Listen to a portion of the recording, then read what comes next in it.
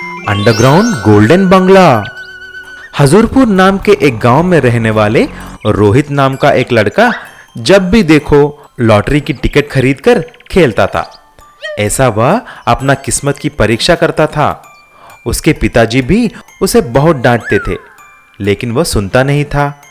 एक दिन get lucky company वाले 100 करोड़ की एक लॉटरी शुरू करते हैं।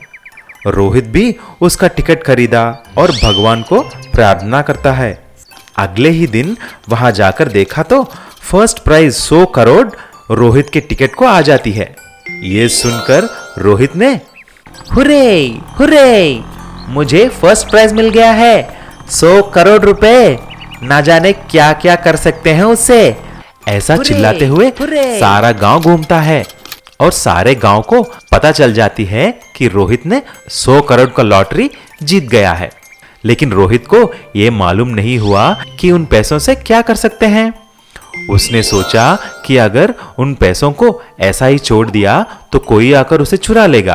तभी उसके मन में एक ख्याल आता है, क्यों ना मैं एक भूमिगत सोने की घर बनाऊं और उसमें सारे चीजें सोने की बना देता हूं। यह सोचकर एक अंडरग्राउंड सीक्रेट हाउस का निर्माण किया। उसमें सोफा, फ्रिज, टीवी, अलमारा और बेड भी सब कुछ सोने का बना दिया है, लेकिन बाहर से एक छोटी सी झोपड़ी जैसा बना दिया है। उस झोपड़ी के अंदर ही अंडरग्राउंड सीक्रेट हाउस में जाने के लिए दरवाजा भी बना देता है, ताकि किसी को कोई शक ना हो। सारे गांव वालों को यह समझ में नहीं आया कि रोहित ने उन 100 करोड़ से क्या किया। एक दिन गांव में कुछ आदमी बातें कर रहे थे। यार, ये रोहित 100 करोड़ क्या किया होगा? उसका झोपड़ी तो वैसा ही है और उसके घर में कोई भी नई चीज नहीं है। नहीं मालूम यार, ये तो हमें पता नहीं है, उसको ही जाके पूछना पड़ेगा। कुछ दिन के बाद रोहित ने उसके गर्लफ्रेंड सीमा को उसके अंडरग्राउंड सीक्रेट हाउस में बुलाता है। उसकी गर्लफ्रेंड सीमा सब कुछ सोने की देखकर दंग रह जाती है और जैसा ही रोहित अंदर टी लाने के लिए जाता है, तभी सीमा उसके दोस्त शंकर को फोन करती है। अरे शंकर, सब सोच रहे थे कि रोहित ने 100 करोड़ से क्या किया है। उसने एक अंडरग्राउंड सीक्रेट हाउस बनाया है, इसमें सब कुछ सोने की है। अच्छा, ये बात है, तो हम क्या करें अभी? हम कल रात आकर सब कुछ चुरा लेते हैं, बहुत पैसे मिलेंगे हमें। लेकिन जब रोहित टी लेके बाहर आ रहा था, सीमा की बातों को छुपकर सुन लेता है। अगले दिन रात को जब सीमा और शंकर चोरी के लिए अंडरग्राउंड सीक्रेट हाउस में आते हैं, सब कुछ अंधेरा था। जैसे ही सीमा लाइट्स ऑन किया, देखती है कि वहां पर एसआई, पुलिस कांस्टेबल और रोहित पहले से ही थे। इस तरह चोरी की इल्जाम में सीमा और शंकर को गिरफ्तार कर लेते हैं। इस तरह रोहित सीमा की बुरी चाल के ऊपर पानी फेर देता है।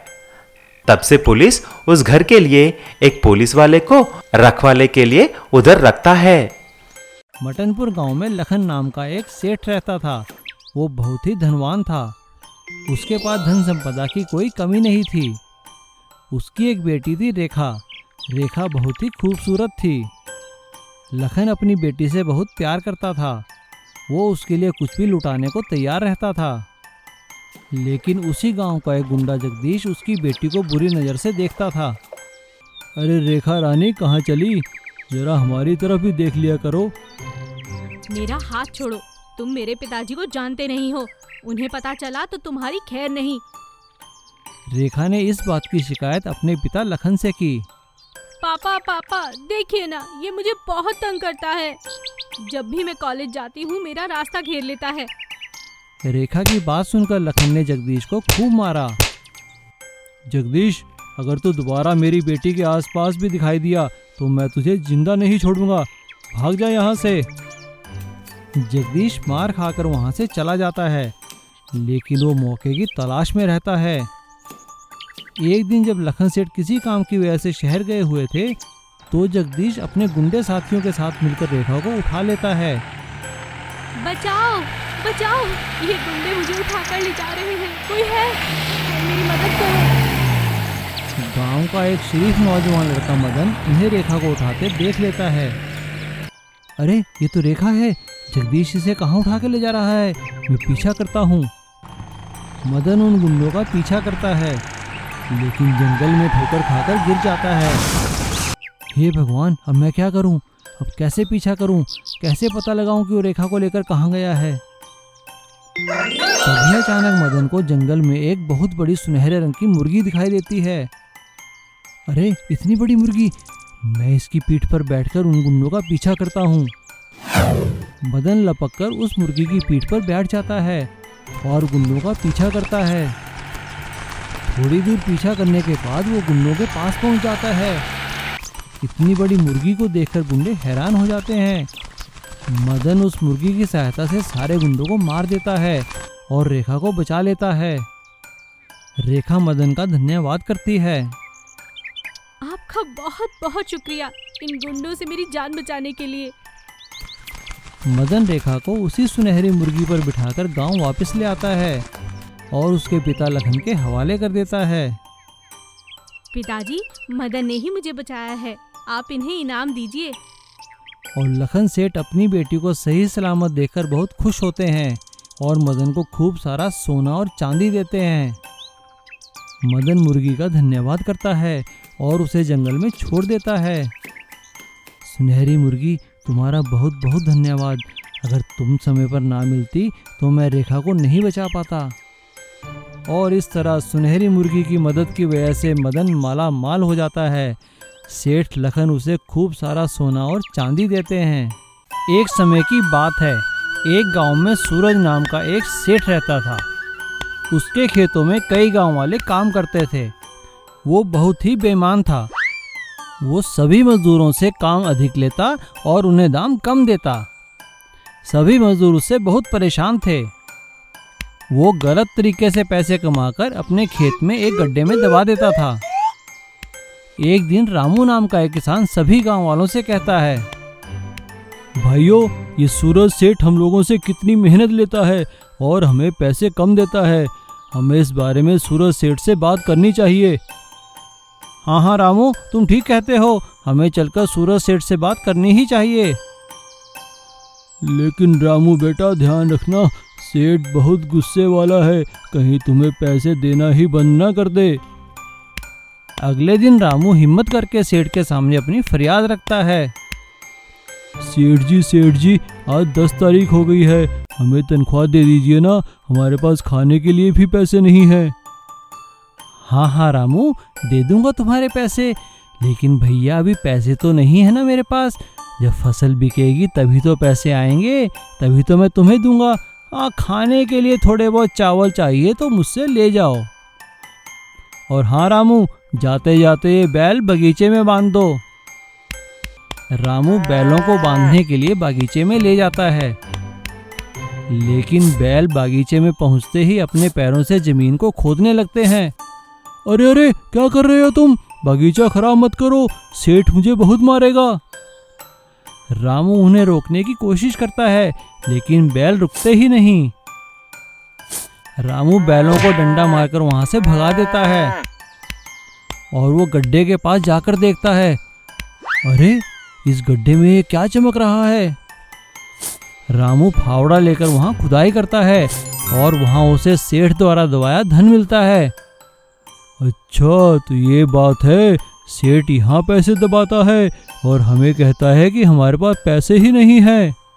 रामू सभी गांव वालों को वहां लेकर आता है और सभी गांव वाले वहां दबा पैसा निकाल लेते हैं और आपस में बांट लेते हैं।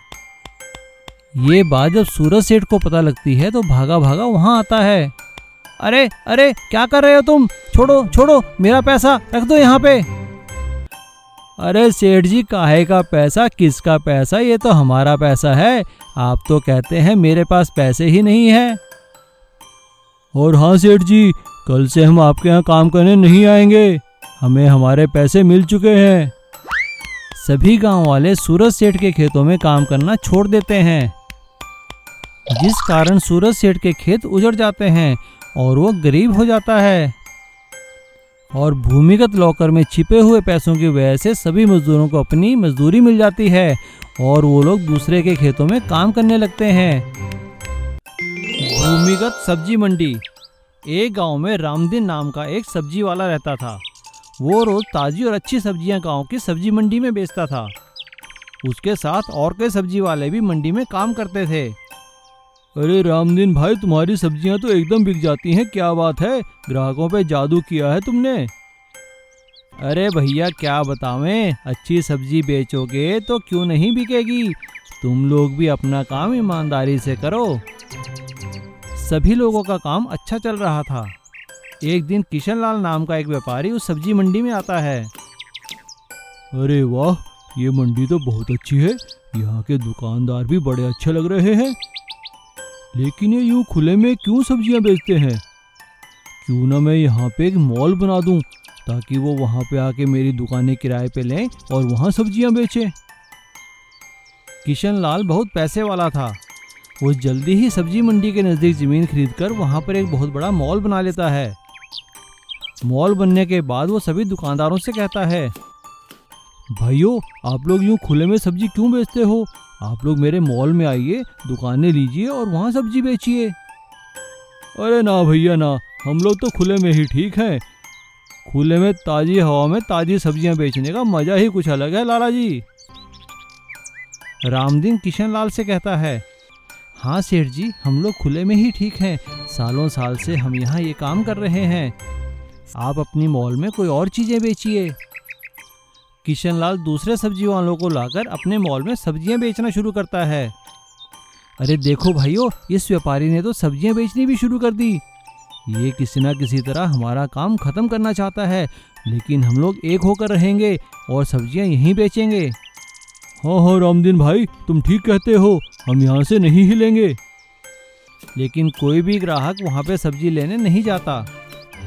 ये देखकर किशनलाल को बहुत गुस्सा आता है और वो एक तरकीब निकालता है। रात में जब सब सब्जी वाले अपने अपने घरों में सो रहे थे, तो वो जेसीबी मशीन लाकर सब्जी मंडी वाली जगह पर एक बहुत बड़ा गड्ढा कर देता है।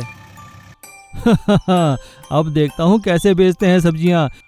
अगले दिन सुबह जब सब सब्जी वाले वहाँ आते हैं तो गड्ढा देखकर परेशान हो जाते हैं। अरे ई का हो गया, अब हम कहाँ सब्जी बेचेंगे? अरे रामदीन भाई, कोई उपाय तो निकालो। भाइयों, आप लोग परेशान क्यों होते हो? गड्ढा है तो क्या हुआ, नीचे जगह तो है ना, हम लोग गड्ढे में ही सब्जी मंडी बना लेंगे। सभी सब्जी वाले मिलकर उस गड्ढे को समतल करते हैं और वहां उतरने के लिए सीढ़ियां बना लेते हैं और उस गड्ढे में सब्जियां बेचना शुरू करते हैं। और उनके ग्राहक फिर से वापस लौट आते हैं और उनका काम फिर से पहले की तरह चलने लगता है और वो गड्ढा एक भूमिगत सब्जी मंडी में बदल जाता है। सब लोग रामदीन की तारीफ करते हैं। अरे रामदीन भाई, हम लोग तो गड्ढा देखकर घबरा ही गए थे, लेकिन तुम्हारा ये भूमिगत सब्जी मंडी का आइडिया बहुत अच्छा है। भूमिगत सब्जी मंडी में तो हमारा कारोबार और भी बढ़ गया है।